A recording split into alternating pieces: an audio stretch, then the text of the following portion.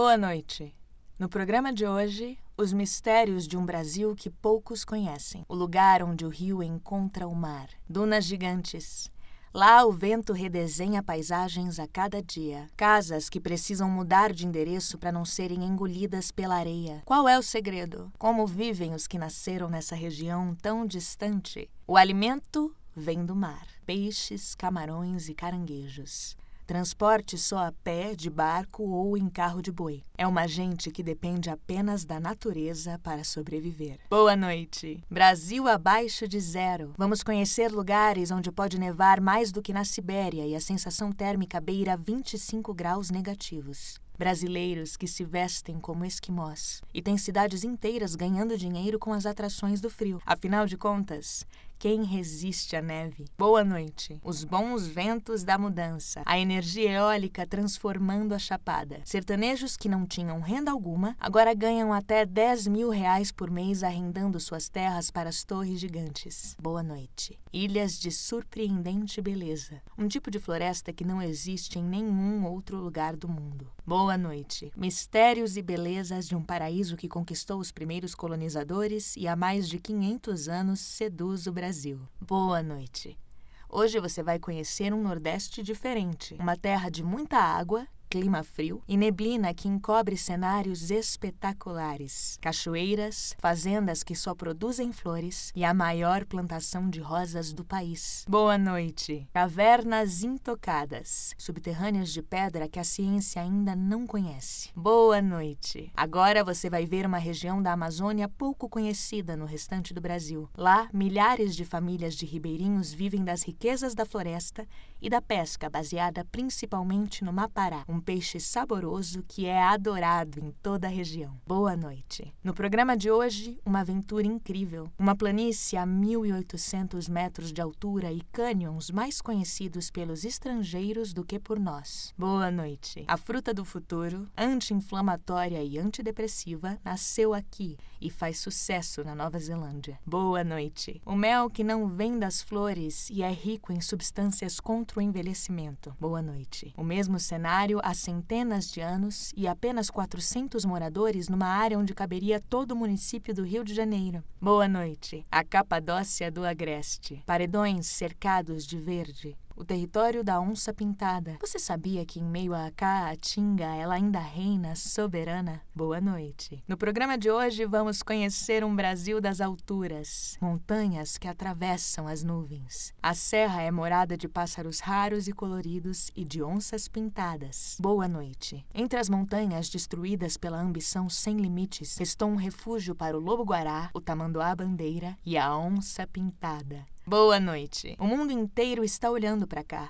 Será pelos grandes rios onde jacarés se escondem? Pela vegetação exuberante? Pelas mais deslumbrantes espécies de aves ou pela beleza e astúcia da onça pintada? Boa noite. Conhecemos o homem que plantou uma floresta e gente que duplica o salário vendendo uma saborosa semente da montanha. É doce e inspiradora a vida no campo. Boa noite. Catadoras de mariscos e o tesouro que brota da lama. Homens do vento e do mar e o doce vai e vem dos saveiros que já carregaram a riqueza do Brasil colonial. Boa noite. A cidade que foi construída pelos escravizados. O Brasil mestiço e a admirável harmonia entre as religiões. Boa noite. Mercados que vendem fiado há mais de 100 anos. Boa noite. Vamos conhecer a terra onde o tempo parou. Boa noite. Vamos viajar pelo caminho dos diamantes. Engenhos e prisões que resistem ao tempo. Boa noite. O maior macaco das Américas e um dos menores sapos do mundo. Boa noite. Debaixo da terra, no meio da floresta, o garimpo gera riqueza e provoca polêmicas. Boa noite. No programa especial desta sexta, a mais fascinante vida selvagem das Américas. Uma arca de Noé moderna. Duelos de vida e morte na luta pela sobrevivência. Boa noite. Quem são os homens que ainda buscam fortuna peneirando pedras? Boa noite. Nos acompanhe nessa aventura pelo patrimônio natural da humanidade que pulsa no coração do país. Boa noite. Refúgio das baleias que fogem do frio e berçário das sardinhas que alimentam famílias. Boa noite. O programa acompanhou o duro trabalho de 20.000 homens vindos de todas as regiões do país que se concentram em uma área pouco maior que um campo de futebol. Boa noite. Águas cristalinas e surpreendentes plantas medicinais. Boa noite. O raro boto cinza e o pássaro que muda de cor ao longo da vida. Branco ao nascer, preto na juventude e vermelho na maturidade. Boa noite.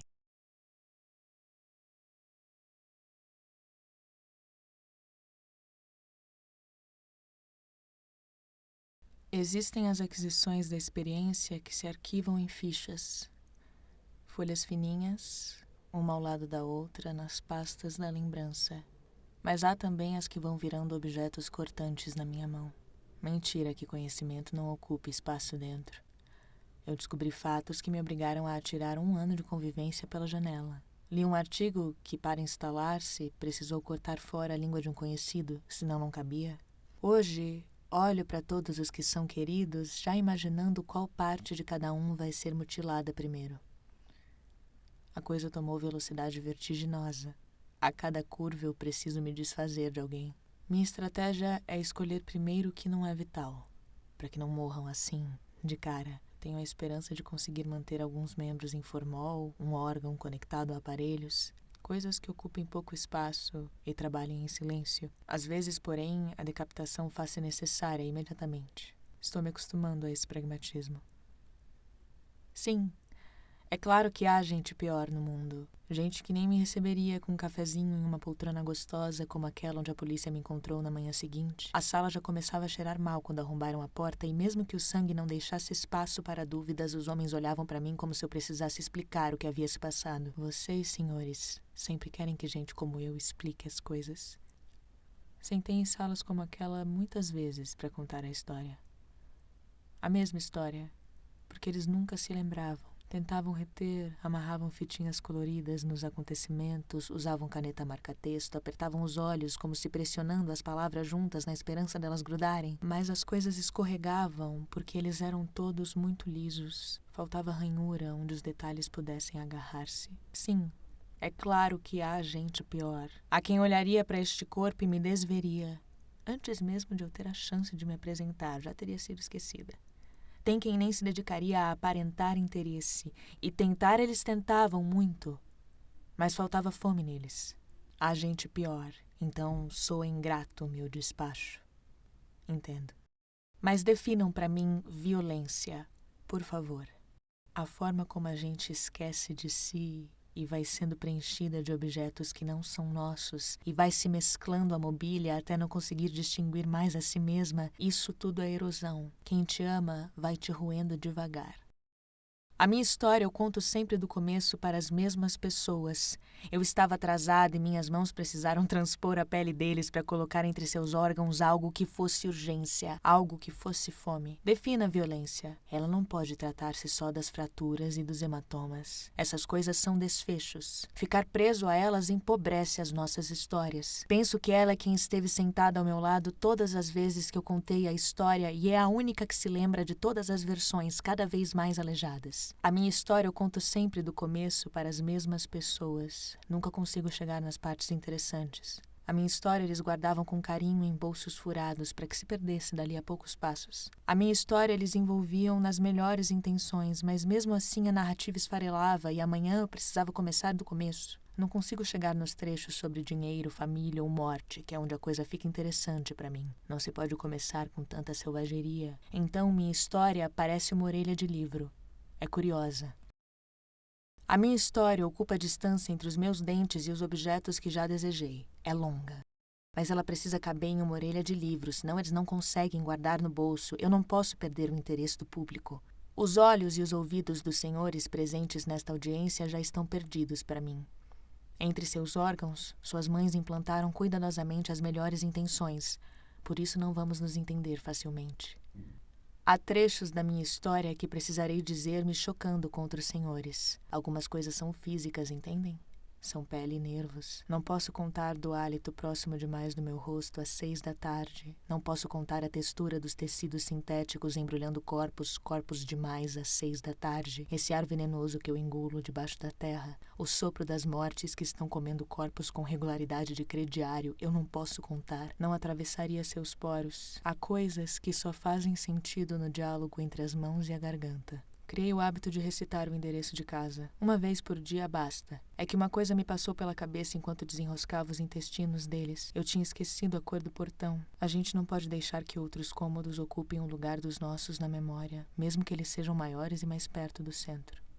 Eu estava olhando para uma lareira, por exemplo, quando a pergunta saltou de uma conversa ao lado, provocada por alguma citação ao nome dela. Mas quem é Angela Davis? Foi bom ter sido alvejada nesse momento, porque uma lareira é intenso bastante para apagar completamente o seu endereço da memória. Acostumar-se a uma lareira é um caminho sem volta. Posso ver que estão muito excitados, senhores. Vocês gostam de crimes passionais. Grupo de jovens assassinados por amiga em festa. Não que seja mentira, pois mesmo quando eu chocava os crânios contra a parede, eram crânios de amigos. Mas amigo é uma palavra viciada.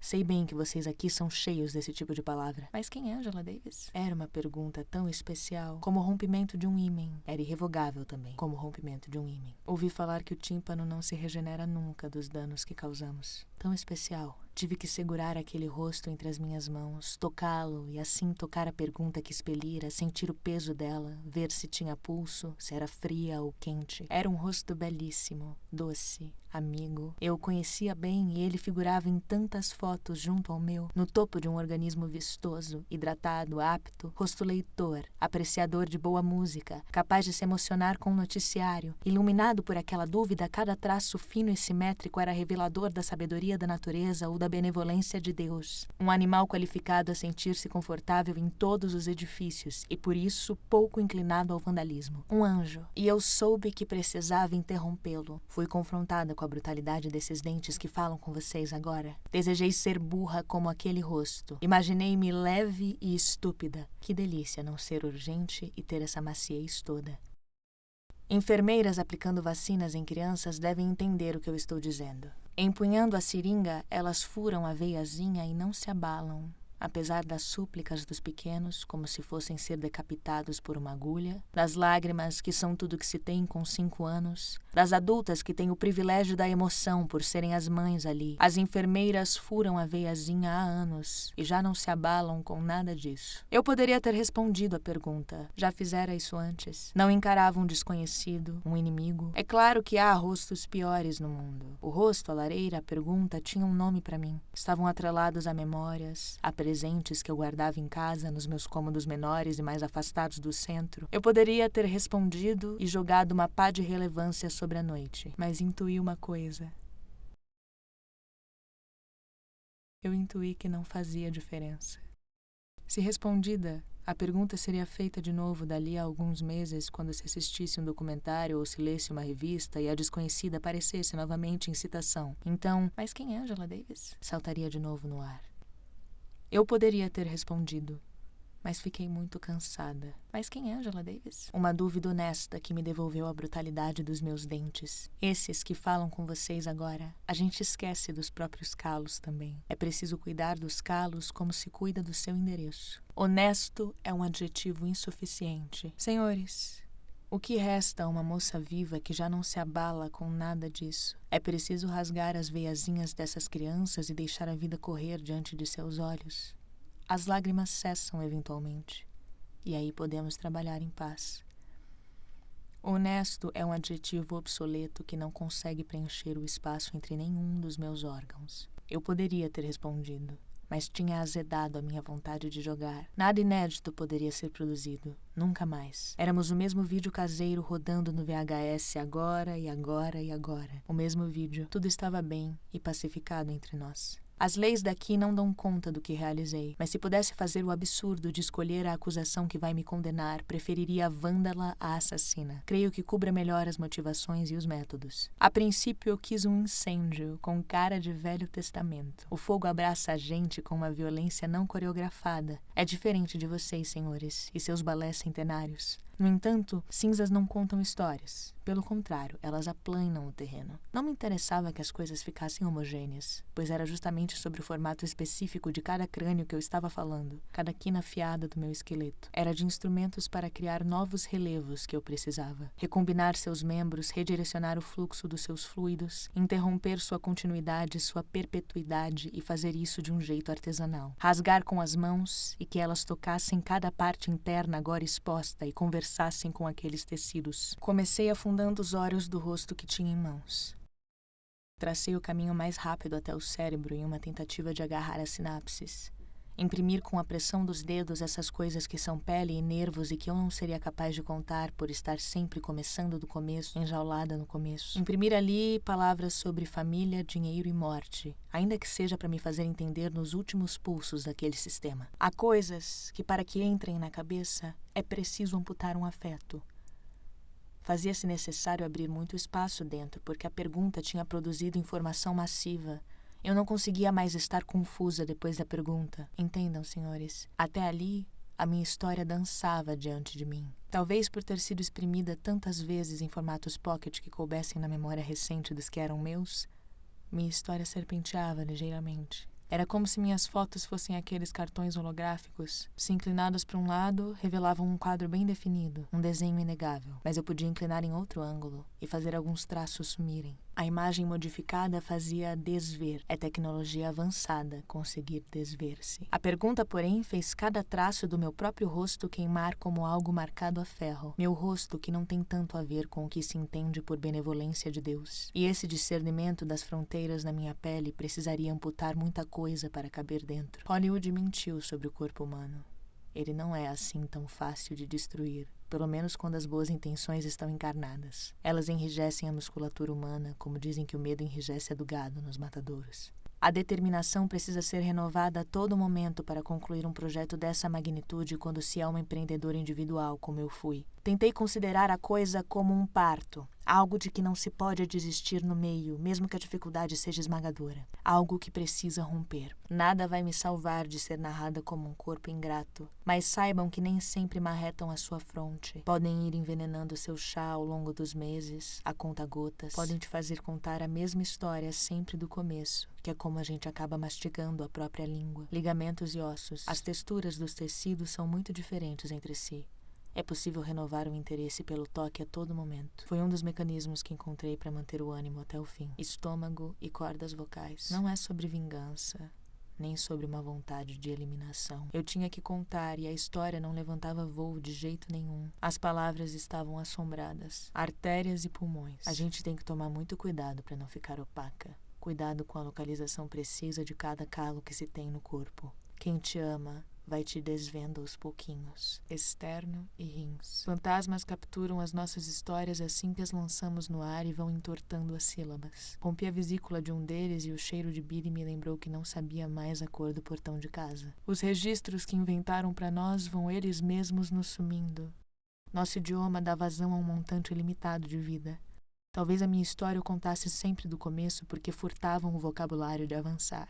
Tenho sentido que não se diz em português, porque se eu tentar a língua quebra. Eu não sei falar sobre família e dinheiro. Sobre morte eu só sei dançar. Tem coisas que são pele e nervos. Ainda não posso contar. Por isso eu peço de novo para alguém definir violência. Essa palavra que está viciada e eu sinto que será usada contra mim no tribunal. Mas quem é Angela Davis? Mentira que conhecimento não ocupa espaço dentro. Eu ultimamente só tenho entendido coisas que me fazem esquecer números de telefone e datas de aniversário. Achei uma foto do meu avô hoje. A única, pois foto já foi coisa a peso de ouro. E ela não era nem um pouco holográfica. Para um lado ou para o outro, os traços se recusavam a dançar. Acho que ele não tinha essa tecnologia na época de desver.